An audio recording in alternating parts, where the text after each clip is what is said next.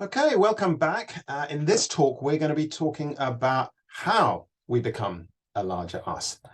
And one of the ideas we're really going to be focusing in on here is that this is about the intersection of psychology and politics. And this is an idea that is absolutely at the core of all of our work at Larger Us. We're really interested, as I'm going to explore, in the loops that link our inner worlds, our state of mind, with the outer world, the state of the world, and how that really affects our work as change makers and some of the ways that we can use that to drive lasting change that builds a larger us.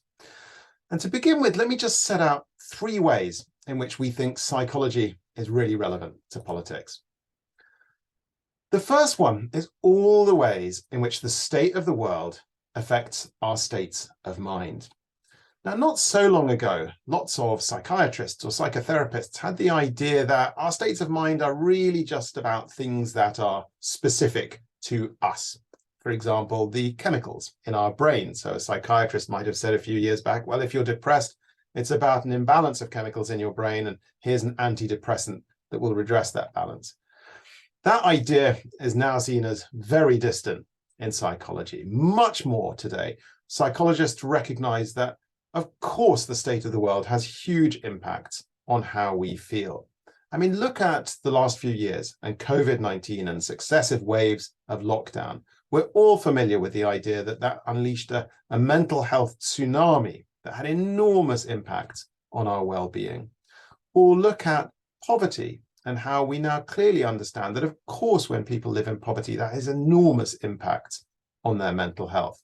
Or look as well at things like climate change and how climate grief or eco-anxiety are on the rise. These are all examples of how, of course, the state of the world affects our states of mind.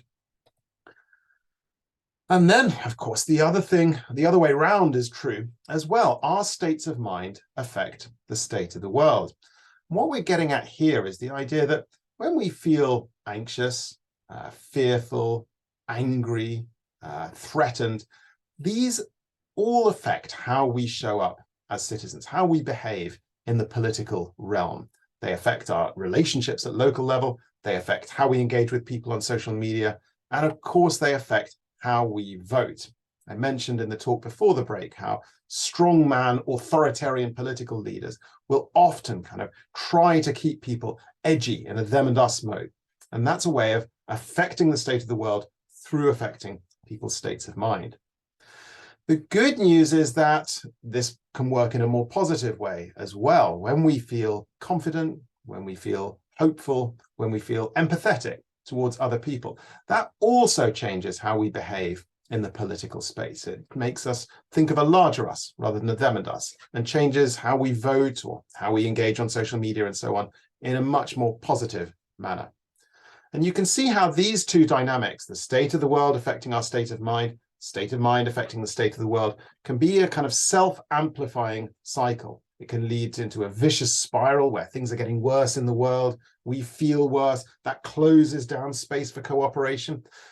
Or it can work the other way around, where things are starting to get better in the world. We begin to feel more hopeful, more open, and that opens up more space for cooperation, for becoming a larger us, which in turn improves our capacity to deal with the big problems flying at us in the real world. And a third aspect that's really important in all of this is all of the ways in which our states of mind affect each other. And this is all about an idea that psychologists and sociologists call social contagion. It's the idea that beliefs and behaviors can be infectious in systems of relationship. Think of how, for example, if you're in a group and somebody starts giggling, that can be very, very infectious in the group. It's the same with something like yawning. This can also be true of things that are much more sinister. Things like self-harm or suicide can also become contagious in social networks. And needless to say, social media and the kind of hyper interconnection that we're living in at the moment turbocharges all of this, to the extent that some psychologists refer to social media as almost being like a collective central nervous system, where our emotional states can ripple through that system with amazing rapidity. Now, all of this is so relevant for us as change makers. And in our approach at Larger Us, that's why we think that we need to change ourselves to change the world, and we need to change the world to change ourselves. In other words, we're interested in approaches to change, in theories of change that focus on inner and outer, that work both on trying to change the state of the world and on trying to change states of mind, whether that's the states of mind of our supporters and our audiences, or indeed our own, because as we will explore through all of the coming weeks, we've got our own inner work to do as change makers, and that really matters too. An idea that we often think about at Larger Us is the idea of a kind of religion-shaped hole in society. Because historically, of course, religions at their best are some of the institutions that societies have looked to for this kind of work that exists at the intersection between inner and outer. Religions at their best are the institutions that have helped us to build belonging, for example, and to see what we share with each other in spite of our differences. Religions at their best have been very concerned with giving us ways of kind of working on our mental and emotional state, becoming kind of more conscious and more able to choose how to react to things rather than doing it in a knee-jerk way. And of course, religions at their best have been the source of the kind of deep shared stories that societies have used to make sense of what's happening in the world, of where they're trying to get to, and above all, of who they are. So in an age where religious observance is declining very, very steeply in almost all Western countries, there's a really interesting question about whose job is it to do the work that religions have historically been in charge of, that work at the cusp of inner and outer. And all of this has really important political aspects to it as well. Because something that fascinates me is how until around the 1960s, perhaps, religions and faith communities were so often the soil from which transformational social and political movements sprung. Think of the civil rights movement in the 60s and the 50s and how that was grounded in Black churches. Think of Gandhi's Satyagraha movement in India and how that was also rooted in faith. Or think further back to something like the movement that pushed for the abolition of slavery. These are all movements where that cusp of inner and outer was central to how they approached change and what motivated supporters to get involved.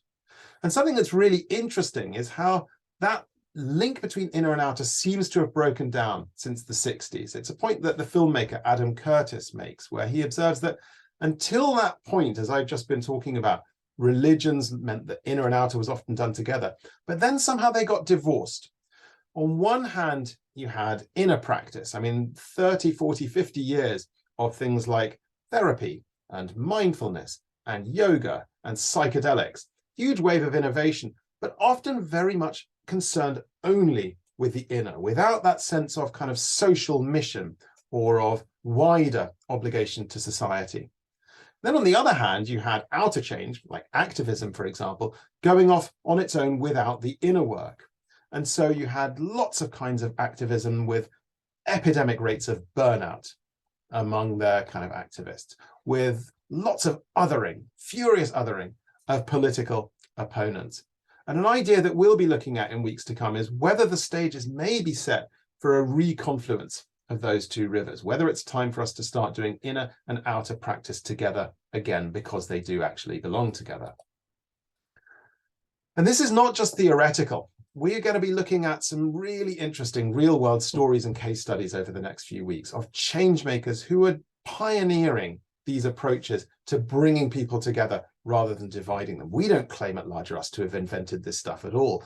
On the contrary, it's sprouting all over the world, and all we're trying to do is shine a light on it and create spaces for us to talk about it.